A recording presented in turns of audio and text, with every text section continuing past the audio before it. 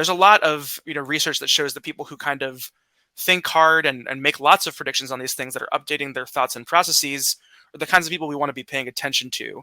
Like Philip Tetlocks of the world talk about these super forecasters. I'm not saying that all these mock drafters are super forecasters, but those are the qualities that we're looking for.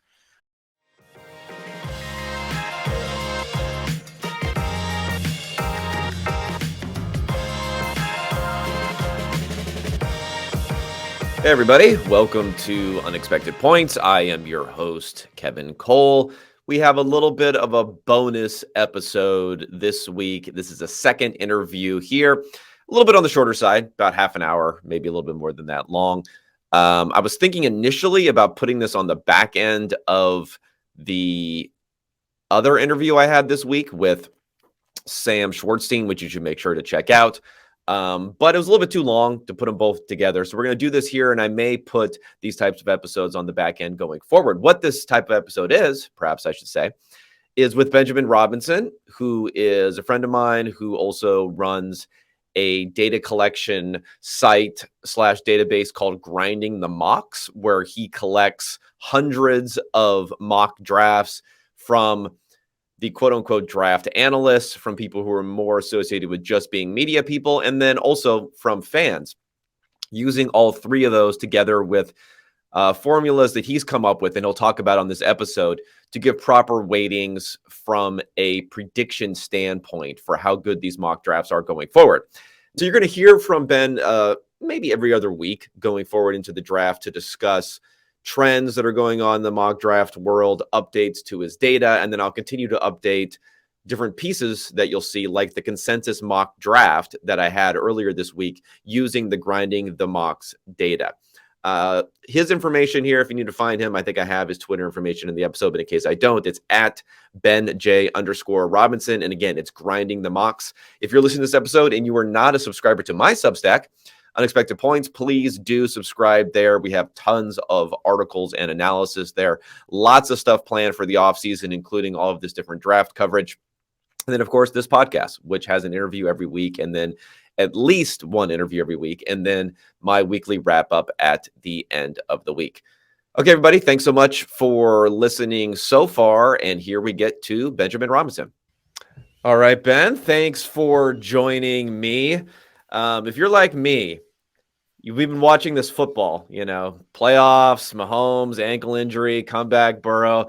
All we really care about, though, is seeing versions 1.0, 2.0, 3.0, sometimes 10.0 of all the different mock drafts that are coming out this season. That's where you come into play with Grinding the Mocks. So thanks for joining me to discuss everything there.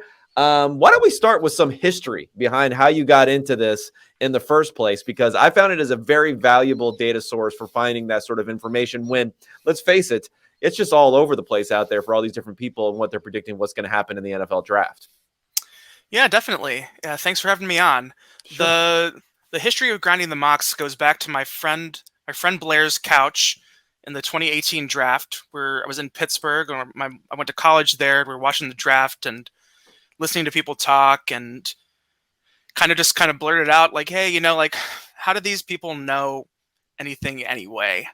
I believe, good question generally. That's a good question generally for football. It wasn't analysis. like oh, these guys are stupid question. It's kind of comes. Yeah. It came from more of like a sort of a research question, like we know in the social science, in all kinds of spaces, that the wisdom of crowds can be more accurate than any one individual. And so I said, well, does this sort of thing exist for like mock drafts? And normally when you have an idea, you look it up and someone's already done it.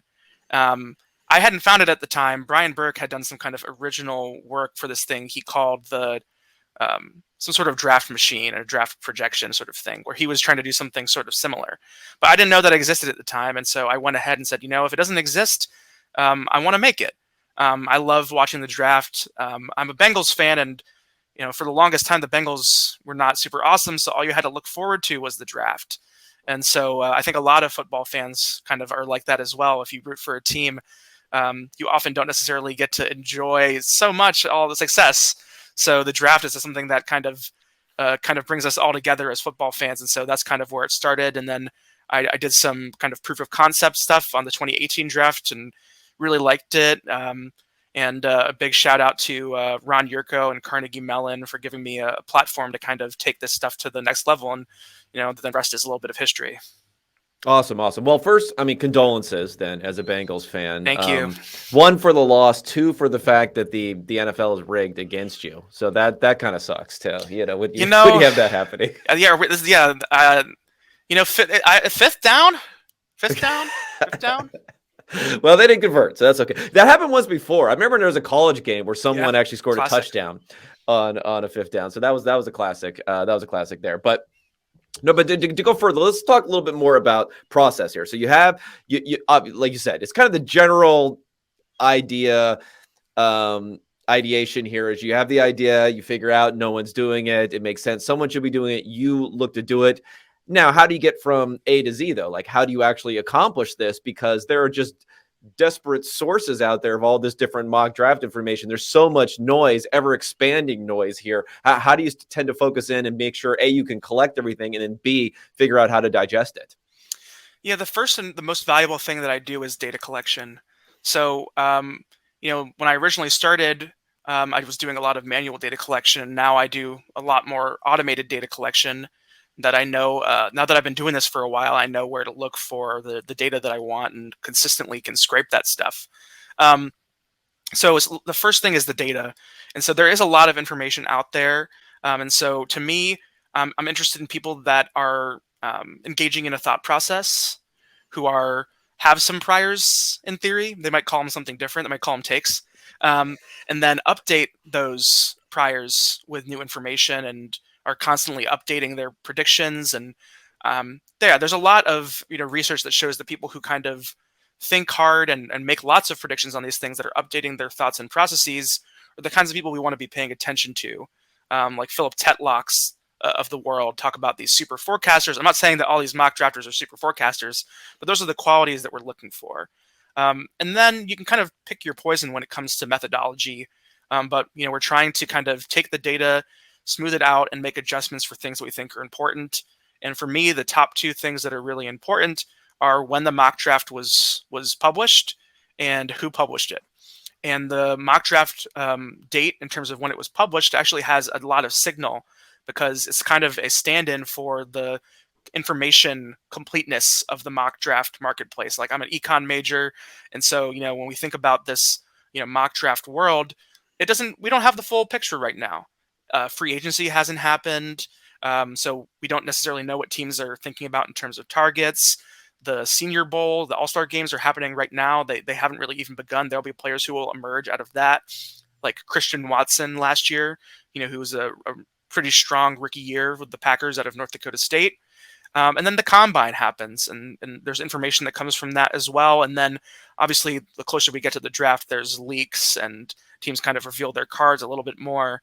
And so there's things that we can learn about that even then that get picked up in that. But then also we want to make sure that mock drafts are not all created equal.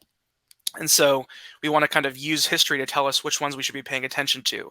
So we should be paying attention to the Daniel Jeremiahs of the world and not paying attention to some guy who has a blog, right? And so potentially Substack, over time, yes. If someone has a Substack, yeah. But blog, I mean, hey, yeah, great. I mean, I taught my own model to not pay attention to my mock drafts, because I do mock drafts for Football Outsiders and they stink. So, so even my model knows to not pay attention to my mock drafts very much. Right. But in the big picture, it still plays a part, and a part of like the different scenarios that we have. And that's one thing that I kind of have a trouble with sometimes, is there's a big echo chamber. People kind of tend to like follow the leader and then don't have original thoughts. And so, the wisdom of the crowds really works at its best when everybody has an independent process. And we know that as hard as people try, people are biased, and it's really hard to generate an independent process. Yeah. I think there's also an interesting question of, like, what is the explicit goal for some people when they are doing a mock draft also? I mean, I think generally the accolades, whatever, the mock draft accolades, the being known as the best is going to be accuracy. It's going to be hitting the pick and, the team, preferably, but the pick specifically as far as accuracy is concerned. But there are some mock drafts. I mean, being a PFF, former PFFer, they're not even really trying to predict what they think is going to happen as more as to what they think should happen. And I'm sure there are other people who are kind of maybe one foot in each area, have such a strong player take on something, want to be ahead of the crowd necessarily on something, want to plant their flag on someone, and not aren't really looking for accuracy. So can you think about that, or is that all within the testing that you're going to figure out who those people are? Yeah, I think there's a little bit of that. Yeah. I mean, some people are kind of trying to get a rise or to kind of be able to sell something, right? Like, go look at our big board, go look at this article. Oh, I have this guy really high. You should read this piece of content. Yeah. Um, but the thing that I think really helps is that mock draft date. Um, so I use an inverse like linear decay function, and so like right now we're like almost 100 days from the draft. So my mock drafts that I'm rating that are coming in right now are getting weighted at like 0.01, and so the real heat that gets turned up is the week of the draft. That's when the mock drafts start really counting a lot more. And they get just bigger and bigger weights every day, and then the day of the draft they're getting weighted like you know in this case 100 times more than mock drafts that are created today. And so with that we're able to that when you get closer to the draft you're more likely to be like, well, I need to make a legit prediction, and now I'm going to kind of like lay down, and that's usually what I evaluate on kind of the last mock draft that the guy had closest to the draft, the closest proxy that we have to someone saying this is what I think will happen, because that's what the end goal of the mock draft is at the very end. But we have ways to downweight those people who are inaccurate, to downweight ones that are happening now, because we know there's a lot that's going to change, and then the overall smoothing process will make any one mock draft ideally not that important in terms of the what I call expected draft position. Now, I'm just kind of thinking out loud a little bit here, but I'm trying to wonder about like manually adjusting the different weights as far as that's concerned. Because it's funny, you mentioned 2018, right? 2018 was one of the only times, maybe since I don't even know when did Jadeveon Clowney go number one? There was another one where we kind of didn't really know who was going to be number one, even the night Yeah. of. And 2018, Baker Mayfield, it was really the day of Yeah. that everyone was like, this is going to be Baker Mayfield. There are probably some high, well-known draft nicks out there who still have, Sam Darnold at number He was one number of their one. boards Yeah, of he their was number boards one. that year. So is there any sort of kind of manual adjustment in that too? Well, I guess we'll see what ends up happening this season, but this could be one of those years where we really don't know who's going to be number one also. I think the way that you do that would be to incorporate some sort of betting odds. The mock drafts, they're never perfect in adjusting fast. Like when you see, like, for example, the Trey Lance trade that happened that the Niners made in 21, like it didn't, you didn't just automatically see a switch for the Niners. It takes some time for that kind of consensus or like the ideas to spread throughout the mock draft world, and get people to think kind of, hey, this is what we think was the way to go. And even then, things were kind of split between like Mac Jones. And so, yeah, I think that if you had incorporated some sort of, betting odds data, that could maybe push, like ideally before the draft, you would know, hey, like I can make this adjustment because the markets are saying, hey, Baker Mayfield's number one, even though my data is saying Sam Darnold's number one. And ultimately, and they ended up kind of switching places. So my goal with grinding the mocks is more often to be close to the hole than like going for hole in one. When we get hole in one, I'm really happy. I want to be right at the top of the draft. In that case, yeah, like it would be really great to have some some draft odds over unders that you can kind of just imply, hey, like there's a really good chance that Baker Mayfield is going to go number one, and we can incorporate that as an adjustment to the expected draft position numbers. Yeah, no, that makes a ton of sense. I mean, I wasn't following, and I'm not even sure how robust the markets were back then, since it hadn't really been, Yeah. spread to the U.S. as much at that point. But for Trey Lance, you're right. That was, I don't even know when it was. Maybe even maybe Monday of the draft week, that everything flipped, and it flipped pretty quickly, going from Jones to Lance. At the same time, there were people who were really in the know, like Daniel Jeremiah and Lance Zierlein, who are like the tip of the creme de la creme of the mock draft world, really great evaluators as well. And, they had Jones at 3. So like, even then, like, you kind of like, well, damned if I do, damned if I don't. But in theory, like, yeah, like the mock drafts have come out, but sometimes late news breaks and they just doesn't get in. Yeah. I think Schefter's still dying on that hill. That was that was the pick, and it was going to happen. I mean, I mean, going outside of our core competency here, Didn't Woj completely No. Woj had a big issue, right? Yeah. When the in the NBA draft and what happened there. So yeah, you never know what's gonna happen. It's gonna be a really interesting to see what's going to happen this season. All right, let's talk about more applications here because I think that's Yep. going to be the interesting part here. I came out with this consensus mock draft, whereas from your data, where I'm basically just visualizing it, throwing in a couple of words, pretending like I know anything about these prospects, and then putting it out there for people to digest. What other sorts of applications do you see for this, and how have other people that you've been working with been applying it? So yeah, I think a big application of this is on the team side. Teams do this type of analysis. You'll often see in like the kind of documentaries that teams put out around the draft that the GM will ask someone on the analytics staff to say, "Hey, like, what's the likelihood this player is going to be available the next time we pick?" So it can help inform in draft strategy. It can also help inform kind of in draft preparation. So on the team side, I think there's a clear application, and teams have been doing this, for a really long time. So nowadays with data science, we can kind of make it super powered, and we can actually do some evidence-based stuff to help kind of inform, hey, like you can wait a little bit on this player, kind of help save the teams from making kind of egregious reaches more than kind of saying, hey, like you drafted a player 20 spots earlier than he was expected to, you're bad. Like there's nuance to that sort of strategy stuff, but teams do have that as a part of their draft process, and it's a pretty well established thing. So I say that's a big use of this type of data, and you see it in not just in football, but you see it in quite a bit in basketball as well, which is probably the other most robust draft. Maybe the NHL as well. MLB is probably a lot harder just because there's a lot more things that are kind of going in, like the signability aspect that doesn't exist in basketball, that doesn't exist in football, or maybe even in hockey. Yeah, yeah. So on the team side, there's a clear application. I think on the media side, I kind of like to sometimes tell people when I try to simplify what I do that I'm kind of like a 538 for the draft. But it's like a harder problem than the elections to a certain extent because it's a less binary Oh, shots choice. fired at Nate Silver. All right, go ahead, give No, it no to shots. Yeah,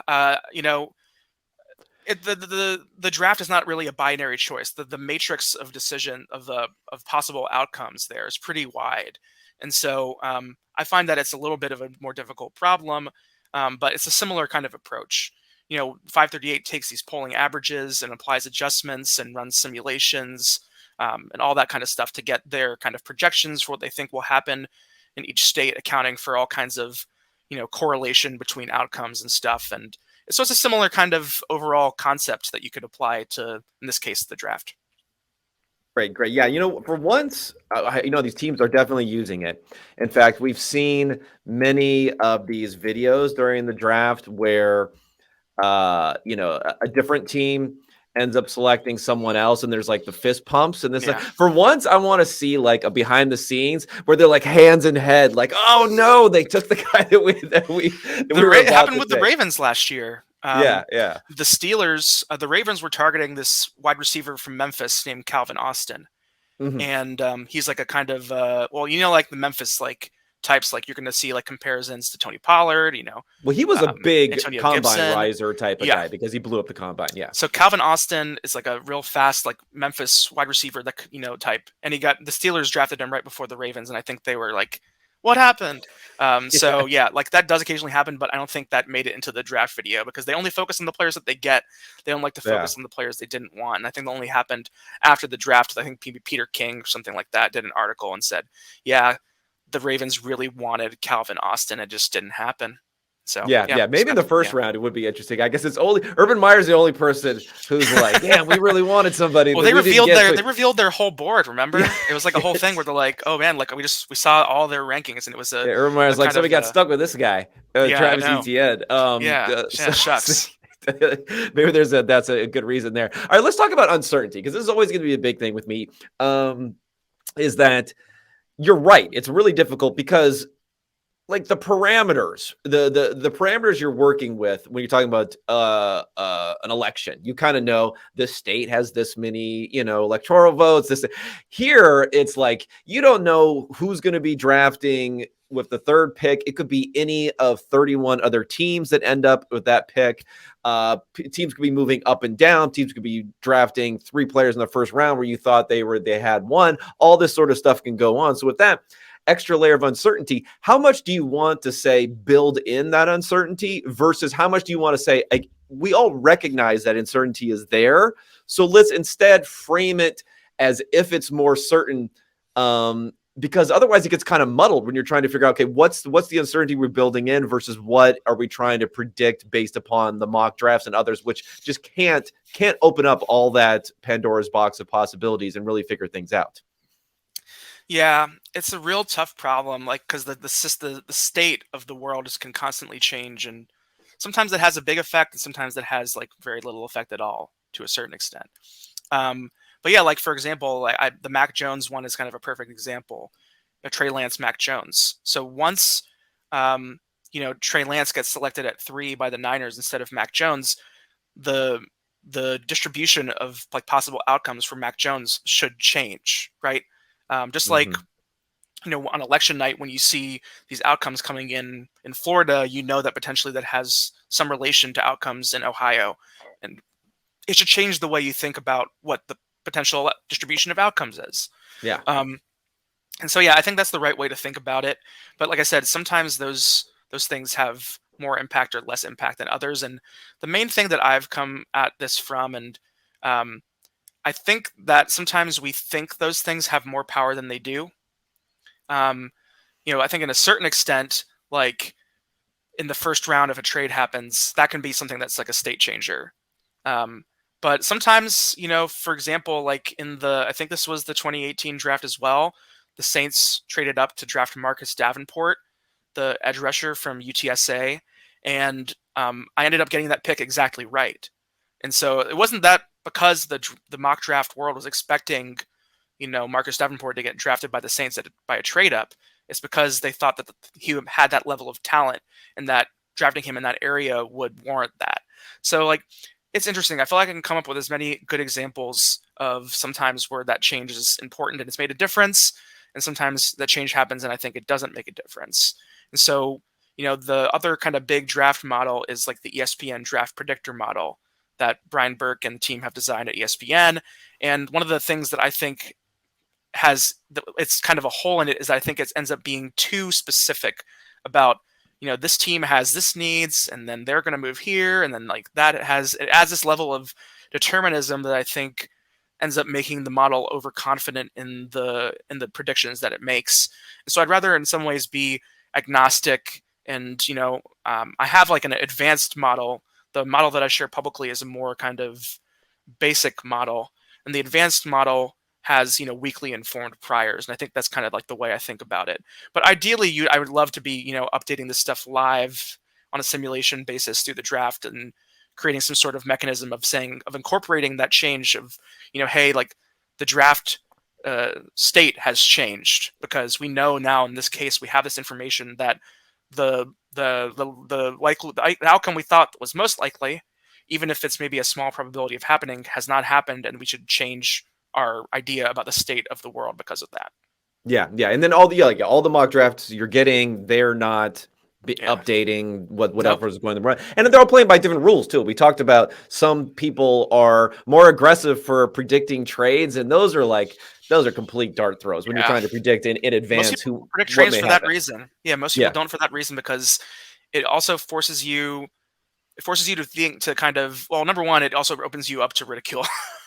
um, and so I think it's really hard to predict when trades are going to happen. And so you kind of just like stick with your board and you kind of like live or die in that way.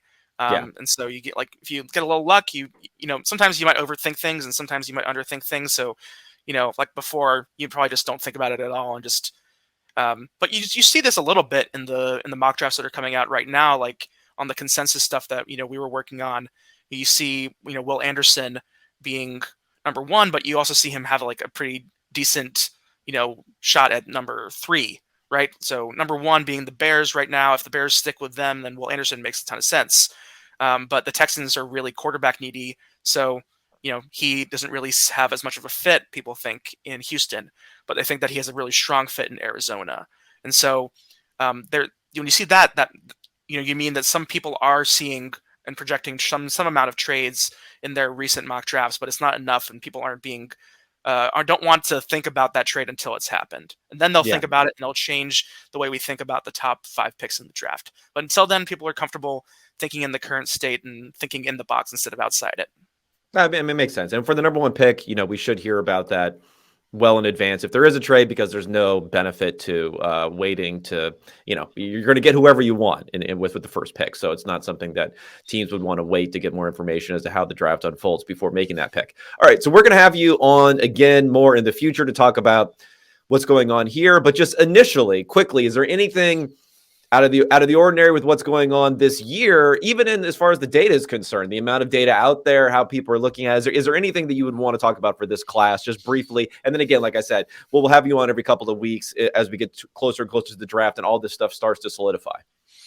Yeah, I think people are going to be really interested in these quarterbacks. I think it's pretty clear that there's going to be at least 3 in the first round, maybe 4 with Anthony Richardson from Florida. So I think that's going to be a lot of people talk. You're going to hear a lot of talk this year about this running back from Texas, Bijan Robinson, who Generational talent, I assume. people view as kind of like a Saquon sort of type, where they think he's a top 10 player in the draft, but running back is such a devalued position. Then how does that impact what team is kind of going to be willing to put their foot out to draft him? And I think in our work that we have right now, we see that the Tampa Bay Bucks seem like a team that people think might be interested in him as a player. So yeah, I think that's a really interesting thing. And then I think a strength of this class, you're going to hear a lot over the course of the draft, is defensive back in the first round. I think we have something like 6 DBs in the first round right now in terms of this consensus exercise. And so there's, I think, a really heavy position is defensive back. If you need help at DB, this is, I think, a good class to be in. Offensive line and skill position, the tight end position might be the kind of most deep skilled position in this draft. Wide receiver, I'm hearing kind of a lot of different things about this receiver class not being as top heavy as it's been in some previous years. So yeah, quarterback's always going to be something people are interested in. Yeah, I think at the end of the day, the running back, these cornerbacks, and at the top of the draft, you're going to hear a lot about who is the best non-quarterback. Is it Will Anderson, the edge rusher from Alabama, or is it Jalen Carter, the defensive tackle from Georgia?